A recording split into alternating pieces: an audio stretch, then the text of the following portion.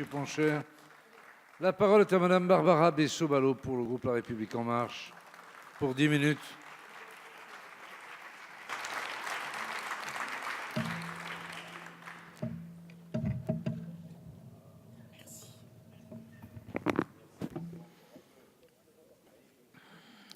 Monsieur le Président, Monsieur le Premier ministre, Mesdames et Messieurs les ministres, Mesdames et Messieurs les présidents de groupe, mes chers collègues, depuis plus de 3 semaines, nos concitoyens expriment leur colère sur tous les territoires.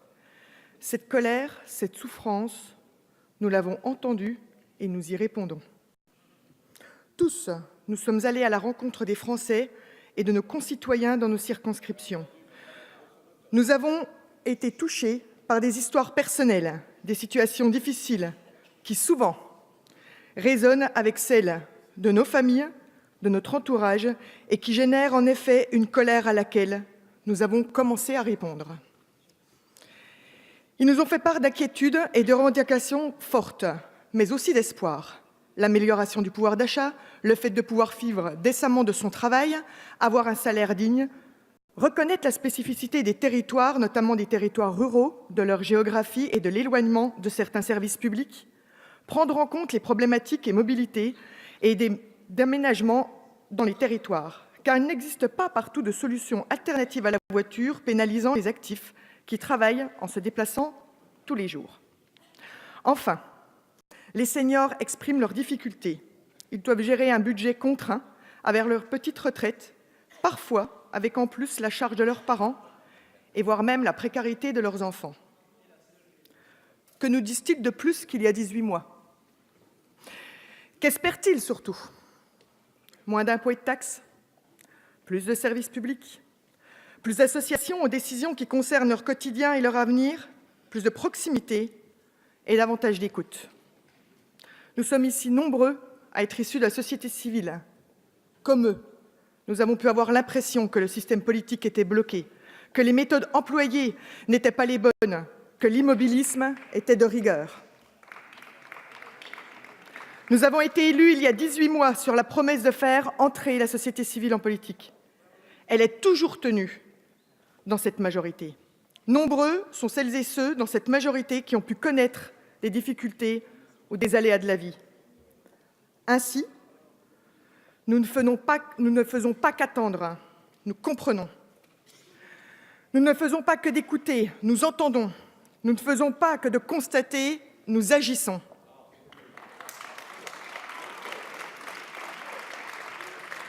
Qu'attendent nos compatriotes? Une nouvelle méthode pour réformer une société en pleine mutation, qui promeut les valeurs de la République.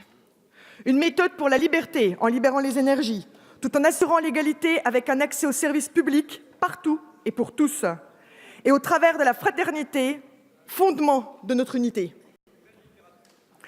Nous vivons un moment délicat et central. Vous devriez en faire de la littérature. Nous vivons un moment délicat et central, celui d'un sentiment répandu de fracture territoriale qui s'aggrave.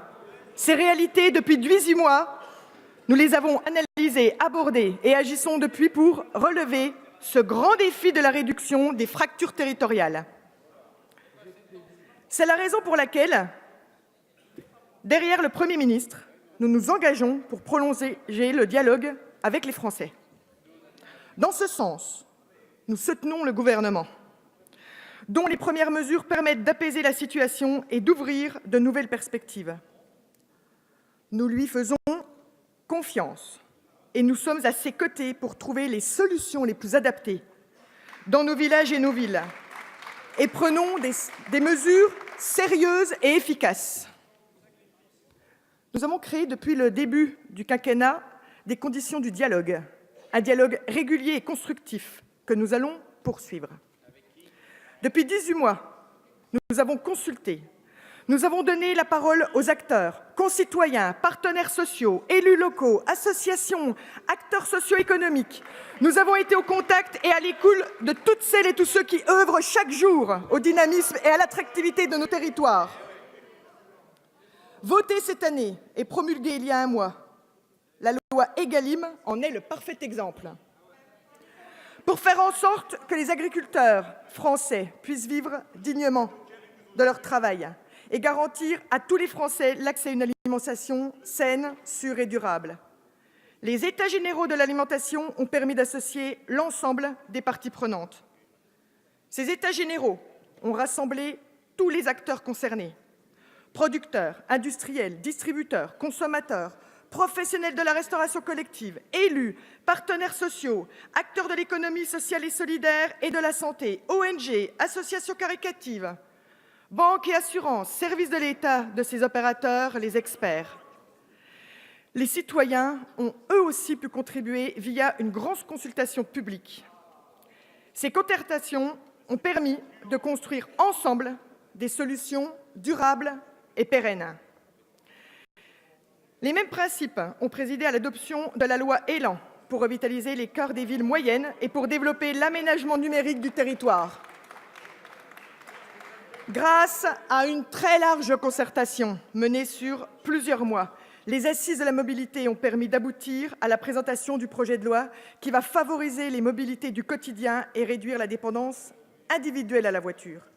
Récemment présentée par Madame la ministre des Transports, Élisabeth Borne, cette grande loi permettra, à l'appui d'investissements sans précédent, de réduire les fractures territoriales. À l'heure de la nécessaire transition énergétique et écologique, mais aussi à l'heure de l'indépendance cohésion des territoires, ce projet de loi démontre qu'un renforcement des services publics est engagé, que le développement de nouvelles mobilités est prévu pour parvenir à l'objectif majeur du désenclavement des territoires et en accompagnant tous nos concitoyens.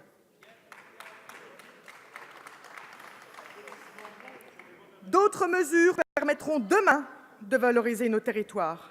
Le président de la République l'a annoncé. Il est désormais examiné au Parlement. Nous allons créer une agence nationale pour la cohésion des territoires. Véritable outil à leur service, et notamment pour les territoires ruraux, les villes petites et moyennes et les banlieues. Elle permettra de lutter contre les fractures territoriales qui divisent notre société. Ne sombrons pas dans le piège de la division vers lequel certains veulent nous conduire. La concertation récemment annoncée par le président de la République permettra alors de mettre autour de la table toutes celles et ceux prêts à s'engager dans la transformation de notre société, au niveau national et surtout au niveau des territoires, et devra nous mener à des solutions concrètes et efficaces partout et pour tous. La diversité de notre pays, des sensibilités de chacun, des parcours professionnels ou de vie des uns et des autres, avec des femmes et des hommes de bonne volonté, forment ensemble le terreau de l'intelligence collective de notre société, indispensable pour que demain soit meilleur qu'aujourd'hui. Je terminerai sur ces mots. Au sein de notre représentation nationale, nous savons que le dialogue et la concertation sont essentiels pour ouvrir la voie vers cette cohésion nationale, indispensable à notre société et qui doit être nourrie par l'espérance et la prospérité. Poursuivons cette volonté forte de dialoguer.